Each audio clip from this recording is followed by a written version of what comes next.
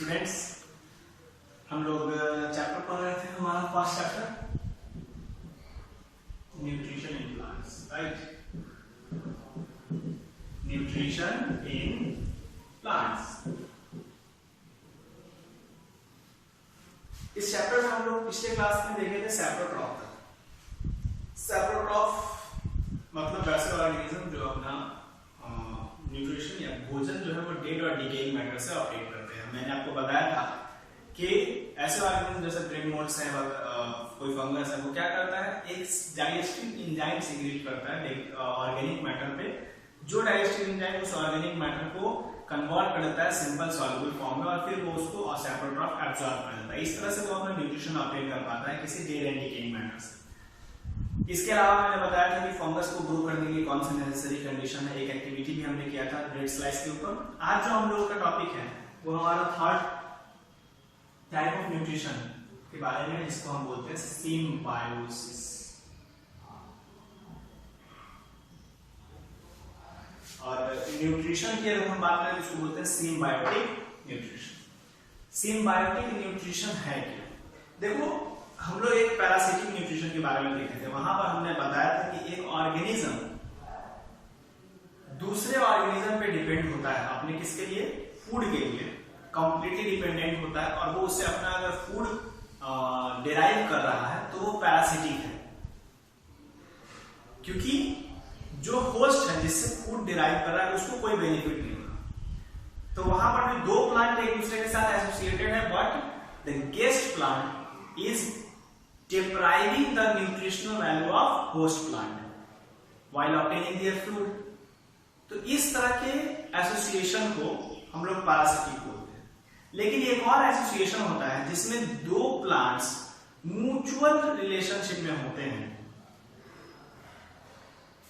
मतलब कि दो प्लांट्स एक साथ एसोसिएटेड होते हैं, लेकिन डिफरेंस कि इसमें जो है दोनों प्लांट्स का benefit. Both the plants which are associated in this got benefited। For example, lichen है, it is a association of two plants, one is algae and fungi। So basically what we know that algae is a green plant and it is an autotroph and it is a heterotroph।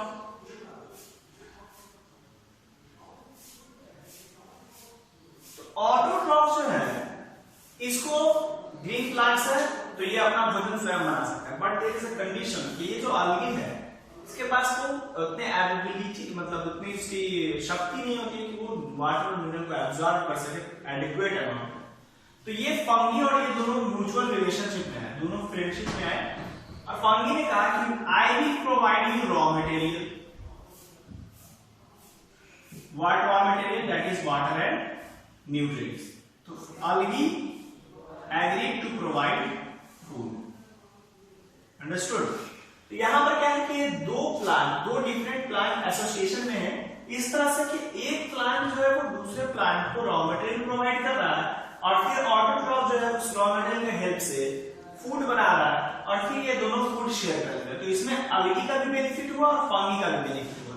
So this kind of association is called symbiotic relationship. क्या बोलते हैं इस तरह के association को?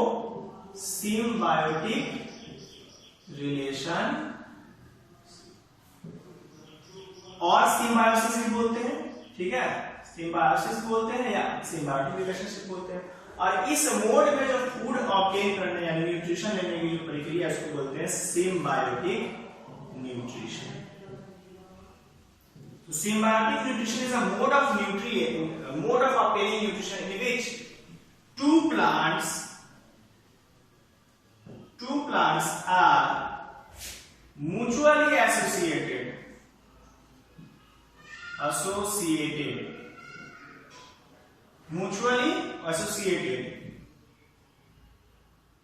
to share food। और इसमें benefit किसको हो रहा है? Is the host is not getting benefit? The answer is no। host is also getting benefit and the guest plant is also getting benefit. When both of the plant which are associated got benefited, then the mode of nutrition is called symbiotic nutrition. And when two plants are associated but only guest plant is getting benefited, that type of nutrition is called parasitic nutrition. So हम एक और example अगर आपको देना चाहें तो हम एक और एग्जांपल आप दे सकते हैं. I have told you that there is a bacteria Rhizobium. क्या नाम है बैक्टीरिया का? राइजोबियम. ओके. सो लेगुमिनस प्लांट्स जो होते हैं उनके नोड्स में, रूट के नोड्यूल्स में, नोड्स क्या होते हैं? गांठ, है ना. जैसे अभी आप गन्ना देखे हो तो उसमें बीच में ऐसे ये होता है ना, गन्ना ऐसा होता है, ठीक है, गन्ना, और ऐसे बीच में ऐसे बना होता है उसमें. दीज आर नोड्स, ठीक है. तो वैसे ही लेगुमिनस प्लांट्स के जो रूट्स होते हैं उनके नोड्स में कौन रहता है? राइजोबियम रहता है. तो राइजोबियम का क्या इंपॉर्टेंस है? देखिए, कोई भी जो प्लांट है उसको नाइट्रोजन चाहिए. प्लांट्स को क्या चाहिए? प्लांट्स का रिक्वायरमेंट क्या है? नाइट्रोजन. प्लांट का नाइट्रोजन चाहिए. क्यों चाहिए प्लांट को नाइट्रोजन? To make protein. क्या बनाने के लिए? प्रोटीन बनाने के लिए. तो प्लांट को चाहिए नाइट्रोजन बनाने के प्रोटीन. अब आप बोलोगे सर नाइट्रोजन तो एटमॉस्फेयर में अवेलेबल है, अबंडेंट अमाउंट में अवेलेबल है. एटमॉस्फेयर में नाइट्रोजन होता है 78%. तो प्लांट डायरेक्ट नाइट्रोजन एटमॉस्फेयर से ले लेगा. फिर इसकी क्यों जरूरत है? यहीं पे है. Plant can not use nitrogen directly from atmosphere. Plant जो है उसको यूज नहीं कर सकता. तो राइजोबियम जो है, जो कि रूट्स नोड्यूल्स में है, किस प्लांट के? लेगुमिनस प्लांट के. कहां पाया जाता है ये? It is present in the root nodules of leguminous plant. तो ये लेगुमिनस प्लांट के रूट नोड्यूल्स में होता है और इसका काम है to fix the atmospheric nitrogen into the nitrogenous compound which can be utilised by the green plants. So इस प्रोसेस को बोलते हैं नाइट्रोजन फिक्सेशन. यानी Rhizobium fixes the atmospheric nitrogen into nitrogenous compound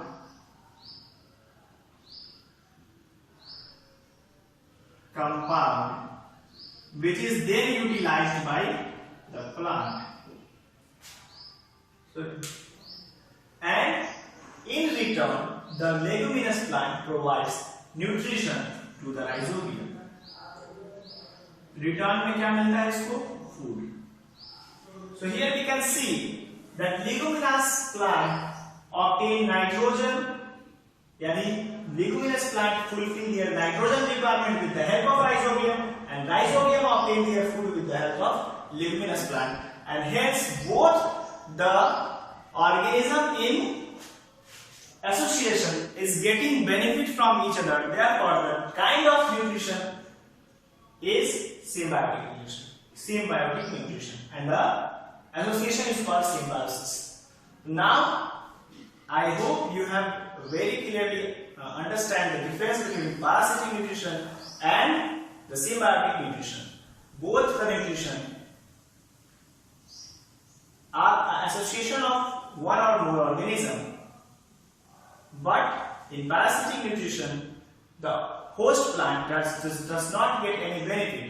That means कि दोनों ही जो nutrition है, parasitic nutrition और symbiotic relationship वाला न्यूट्रिशन, दोनों ही न्यूट्रिशन में दो या उससे अधिक क्या हो सकते हैं?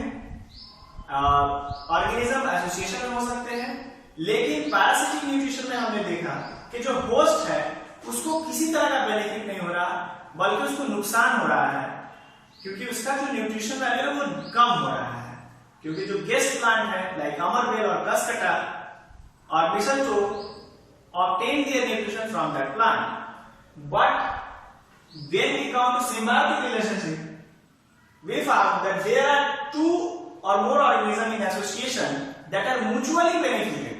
That means कि दोनों प्लांट या दो जो ऑर्गेनिज्म है like leguminous plant and rhizobium, दोनों को बेनिफिट हो रहा है. Leguminous plant is getting nitrogen and rhizobium is getting food. दोनों को बेनिफिट हो रहा है. algae and fungi, algae is providing food, in returns it is getting raw materials to make food. तो इस तरह से जब दोनों ही को बेनिफिट हो तो इस तरह के रिलेशनशिप को हम लोग सिम्बायोटिक रिलेशनशिप बोलेंगे and it is a very different from parasitic nutrition. So don't get confused between parasitic nutrition and symbiotic relationship. Understood? Now we will move one special kind of nutrition, and we will find some plants which eats insects. Which eats insects. That is insectivorous plants. Insectivorous plants. They are sometimes also called carnivorous plant because they eat insects. So why there is a need to eat insect? The reason is that these plants, which plants, for example, sundew or pitcher plant, Venus flytrap, etc. These plants grow in that area which is especially deficient in minerals. That means ये पौधे ऐसी जगहों पर होते हैं जहां पर soil में मिनरल्स नहीं होते. Therefore, to fulfill their mineral requirement, that is especially nitrogen, they eat insects and obtain their nutrition from insects. So in plants को जो minerals की कमी है, especially nitrogen, इसको fulfill करने के लिए वो क्या करते हैं? इंसेक्ट को खाते हैं और वहां से अपना नाइट्रोजन रिक्वायरमेंट को फुलफिल करते हैं, क्योंकि ये जिस सॉइल में होते हैं वो सॉइल में मिनरल्स की कमी होती है. अब ये ऐसा करते कैसे हैं? फॉर एग्जांपल अगर आप सनड्यू को देखें तो इसमें क्या होते हैं? सनड्यू कांटेदार पौधा वाला प्लांट है, इसके एक लिक्विड होता है और वो स्मेल भी काफी अच्छा देता है. तो इंसेक्ट उससे अट्रैक्ट होकर उस पे आते हैं और वो चिपक जाते हैं उससे, और फिर वो उससे अपना क्या करता है? नाइट्रोजन लेता है पूरा, उसको सक कर देता है, उसको मार देता है. पीचर प्लांट में भी ऐसा ही होता है. इसका जो लीव्स होता है वो फ्लैप लाइक स्ट्रक्चर में इस तरह से सराउंडिंग होता है, ऐसा मतलब जार लाइक, और फ्लैप लाइक स्ट्रक्चर में इसका लीफ होता है, ठीक है. और इसके अंदर से भी जो है काफी अच्छा स्मेल आता रहता है उसको, और लिक्विड भी होता है, इसमें जूसी मटेरियल होता है. उसको लेने के लिए जैसे ही कोई इंसेक्ट जाता है वो फ्लैप बंद हो जाता है और उसके अंदर वो इंसेक्ट चला जाता है. उसके बाद उसमें जो है पीचर प्लांट है वो कुछ एंजाइम्स रिलीज करता है और उसको मारकर उससे अपना न्यूट्रिशन ऑब्टेन कर लेता है. तो याद रखिएगा कि there are some plants which grow in mineral deficient area, and to fulfill their nitrogen requirement, their mineral requirement, they eat insect and obtain their nutrition. आज का जो हमारा क्लास था वो यहीं तक था. हमने आज इंसेक्टिवोरस प्लांट्स को देखा और हमने आज सिम्बायोटिक रिलेशनशिप को अच्छे से समझा, और अब हम आपको नोट्स प्रोवाइड कराएंगे इसके रिगार्डिंग. आप उस नोट्स को देखिए. आज मैंने आपको ग्रुप में एनसीईआरटी का पीडीएफ भी चैप्टर 1 का प्रोवाइड कर दिया है. उस पीडीएफ को पढ़िए, जो पूरा बुक उसमें पूरा चैप्टर कंटेंट है उसका थॉरली पढ़िए. कोई डाउट हो, कोई प्रॉब्लम हो तो व्हाट्सएप में पूछिए. एंड घर में रहिए, स्टे हेल्दी.